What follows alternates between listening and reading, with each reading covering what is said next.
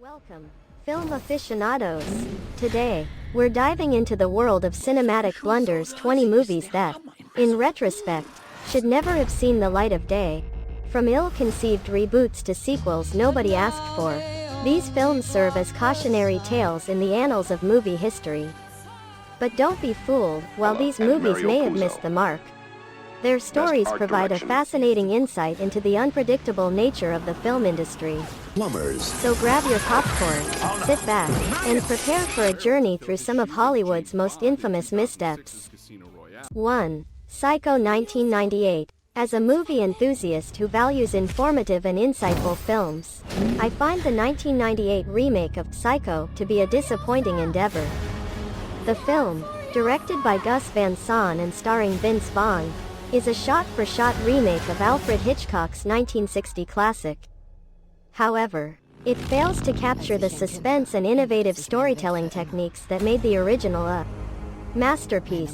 The remake was widely criticized for being a soulless cash grab that added nothing to Hitchcock's original. The addition of adult themes, such as Norman Bates pleasuring himself while observing Bates Motel's patrons, unnecessarily debased the complexity of his character.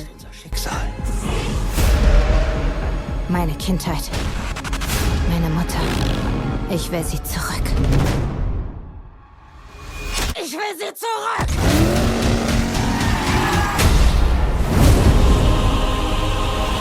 Was du auch tun musst. Egal wie lange es dauert. Versprich mir, dass du wieder nach Hause kommst. Beschütze den grünen Ort. Es ist Zeit zu nehmen, was rechtmäßig uns gehört. Achtung! Fertig! Los!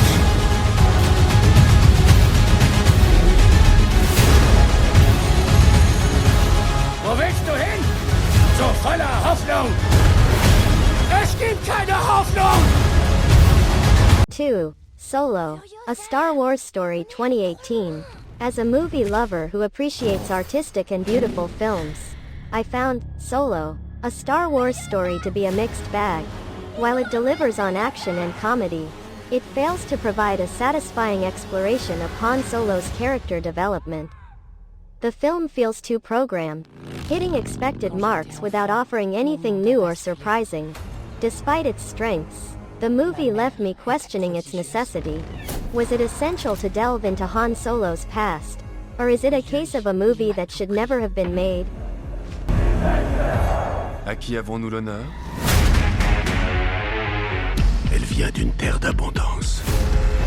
Voici notre destinée. Il m'a pris mon enfance. Ma mère. Je veux qu'on me les rende. Je veux qu'on me les rende!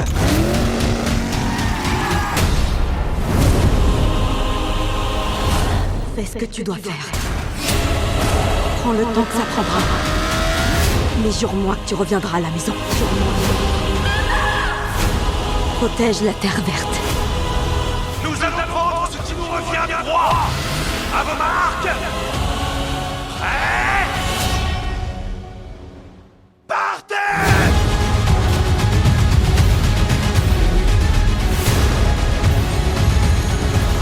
Où tu t'en allais? Avec tous tes espoirs? Il n'y a aucun espoir! 3. Holmes and Watson 2018. As a lover of meaningful cinema, I found Holmes and Watson 2018 to be a disappointing experience. The film, despite its promising cast, fails to deliver on its comedic premise. The performances of Will Ferrell and John C. Reilly, while commendable, are not enough to save the film from its weak script and lackluster jokes. The film lacks originality, resorting to tired cliches and predictable humor. It's a stark reminder that a strong cast alone cannot carry a film. A compelling script is equally important. Das Königreich verlässt sich auf Sie. Eure Majestät, dürfen wir ein Foto zusammen machen? Wer macht denn das Foto? Das mache ich. Im Grunde genommen ist es eine Selbstfotografie. Hey girl! Hey girl!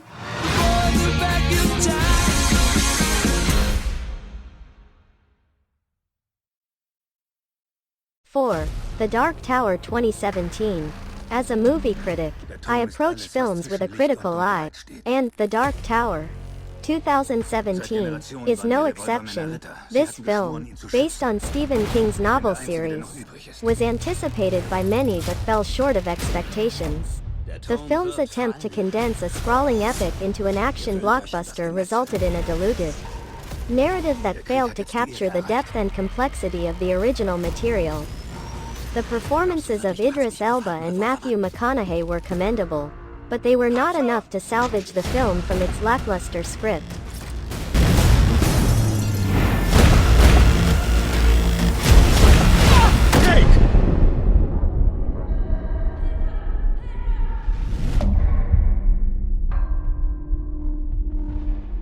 Jeder, der dich begleitet, stirbt.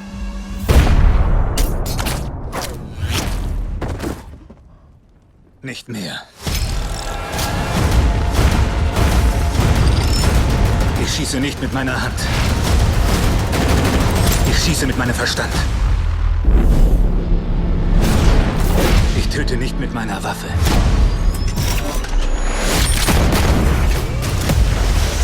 Ich töte mit meinem Herzen. 5. Toy Story 4 2019. Despite some initial skepticism, Toy Story 4 Feet proves itself to be a worthy addition to the beloved franchise. The film takes us on an emotional journey with Woody, Buzz, and the rest of the gang, introducing new characters and exploring deep themes along the way. It's a film that's not afraid to ask big questions, challenging us to consider what it means to be obsolete, and what our purpose is. While some may argue that this sequel was unnecessary, I believe that Toy Story 4 Feet brings something new and valuable to the table, proving once again that Pixar is not just making movies for children, but for everyone. From up and down and still somehow it's clouds, illusions I recall. I really don't know clouds. I don't belong here!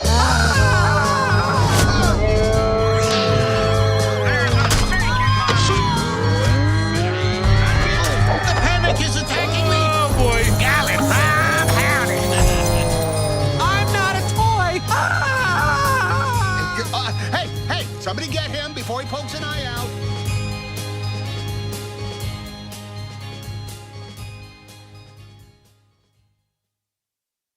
Six. The Matrix Resurrections 2021. As a lover of classic and nostalgic movies, I found The Matrix Resurrections 2021 to be a disappointing addition to the Matrix franchise. The film, while visually impressive, lacked the originality and depth that made the original trilogy so captivating. The return of beloved characters Neo and Trinity, although initially exciting, felt forced and unnecessary. The film seemed to be more of a nostalgic trip rather than a meaningful continuation of The Matrix story. While it had its moments of brilliance, they were overshadowed by the overall sense that this was a movie that didn't need to be made.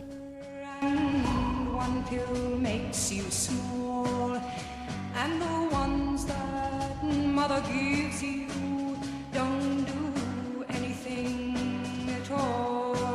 Go ask Alice when she's 10 feet tall. Zeit zu fliegen. And if you go chasing rabbits, Willst du die Wahrheit, Neo? Dann musst du mir folgen. and you know you're going to fall. Alles, was für dich wichtig ist, ist noch hier. Ich weiß, warum du immer noch kämpfst. Und du gibst niemals auf. Du kennst mich nicht. Nicht?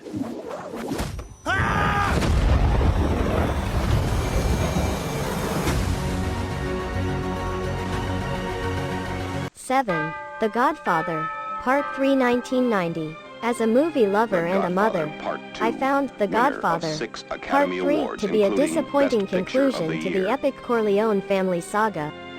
While Al Pacino delivers a compelling performance as Michael Corleone, the film's plot and casting choices leave much to be desired. The narrative seems to Best lose the original gripping power of dramatic its score, predecessors, Nino Rota and and Carmine Sofia Coppola. Coppola's casting Best feels out of screenplay place. adapted from another Despite medium, its grand Francis Ford ambitions, Coppola The and Mario Godfather, Puzo. Part 3, fails to live up Best to the art high direction standards and set set by the decoration. first two films Art in the direction, series. Dean Tavoleris and Angelo Graham. Set decoration, George R. Nelson.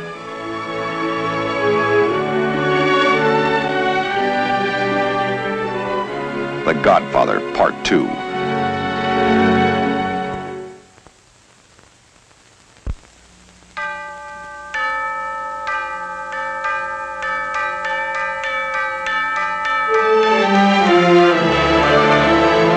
The history of two generations of crime.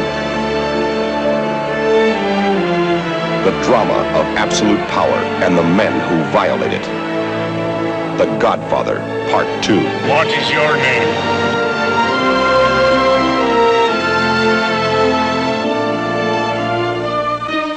Don Vito Corleone and his son Michael. Both had seen the ones they loved most cut down before their eyes. Both had killed as an act of vengeance. 8. Indiana Jones and the Kingdom of the Crystal Skull 2008. As a family movie lover, I found Indiana Jones and the Kingdom of the Crystal Skull to be a mixed bag. On one hand, the film boasts a star-studded cast and the return of the beloved character Indiana Jones. The action-adventure genre promises a thrilling ride, and indeed, there are moments of excitement and nostalgia. However, the movie falls short in its execution. The plot feels convoluted and the inclusion of aliens and crystal skulls deviates from the franchise's roots. It seems to be a case of a movie that was made for the sake of continuing a popular franchise, rather than contributing a worthy addition to it. Die Hände runter, du machst uns ja lächerlich.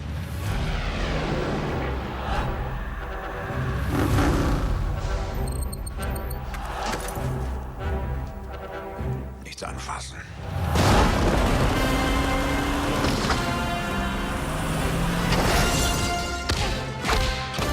Na los!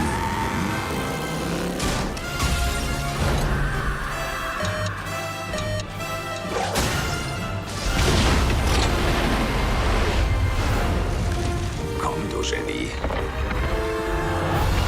Schneller! Mach schon! Was hat er jetzt vor? Soweit plant er nicht voraus. An eurer Stelle würde ich mir die Ohren zuhalten.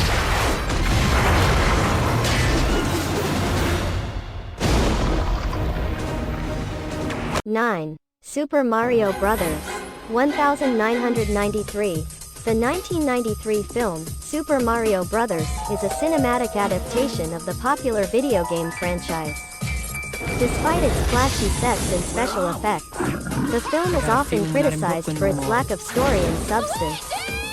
The performances of Bob Hoskins and John Leguizamo as the iconic Mario and Luigi are commendable, but the film's plot and execution leave much to be desired. The film's deviation from the original game's storyline has also been a point of contention among fans. In the realm of movies that should never have been made, Super Mario Bros. Stands out as a prime example. To rule the universe. Get me the rock! Come and get it, lizard breath! Now, they must rescue the princess. Alien species escaping. And make it safely back Later, alligator. to our world. Are you alright? Before time runs out. Shoot him!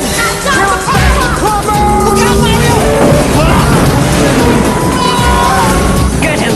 Yes!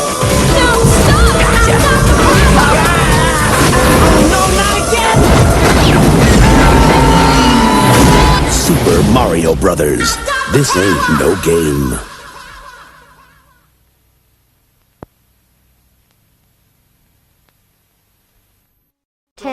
Miami Vice 2006.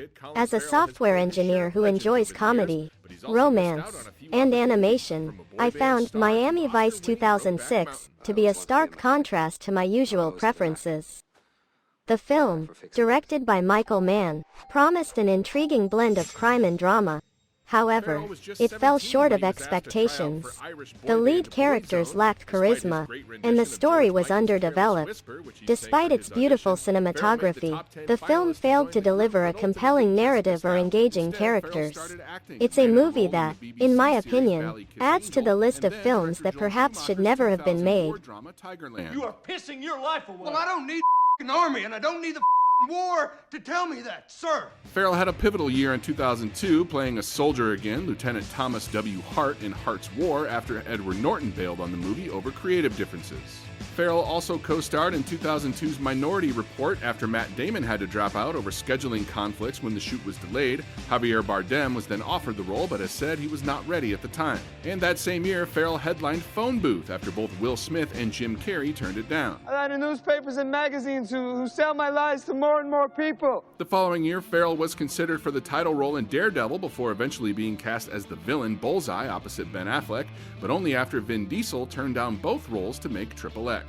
Meanwhile, after Mark Wahlberg turned down SWAT to make The Italian Job and Paul Walker had to drop out for Too Fast, Too Furious, Farrell starred in the action flick inspired by the 70s TV series of the same name. Farrell is among a handful of actors